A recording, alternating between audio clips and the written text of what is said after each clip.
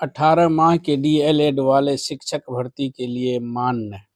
जैसा कि आप लोगों को पता था, टीआरई 1 के बाद सुप्रीम कोर्ट ने एनआईओएस वाले को रोक लगा दिया था। उसके बाद से जो है लाखों अभ्यर्थी जो शिक्षक बनना चाह रहे थे वो उदास हो गए थे। उनको ऐसा लग रहा था कि अब वो शिक्षक नहीं बन पाएंगे। उनको फिर से बहुत सारे शिक्षक डीएलएड या अन्य ट्रेनिंग कोर्स के लिए जो है एडमिशन करवाए, लेकिन इन लोगों के लिए बहुत बड़ा जो है ये खुशखबरी भरा न्यूज़ है।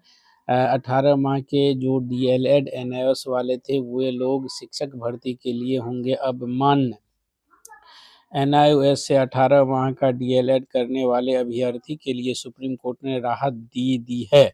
सुप्रीम कोर्ट के जस्टिस बी.आर. गवई ने पिछले साल एनआईओएस डीएलएड को फ्रेश शिक्षक भर्ती में अयोग्य माना था, जिसके खिलाफ पुनर्विचार याचिका दाखिल की गई थी, जिसके फाइनल सुनवाई करते हुए जस्टिस गवई ने फैसला सुनाया कि 18 माह का डिप्लोमा कोर्स सभी शिक्षक अभ्यर्थियों के लिए मान्य है। इस फैसले के बाद बिहार में शिक्षक नियुक्ति के चौथे चरण में एनआईओएस से डिप्लोमाधारी आवेदन कर पाएंगे। इससे पहले सुप्रीम कोर्ट ने कहा था कि एनआईओएस से 18 महीने का डीएलएड करने वाले अभ्यर्थी सरकारी शिक्षक बनने के लिए योग्य नहीं माने जाएंगे और आने वाले शिक्षक की भर्ती के लिए अप्लाई नहीं कर पाएंगे।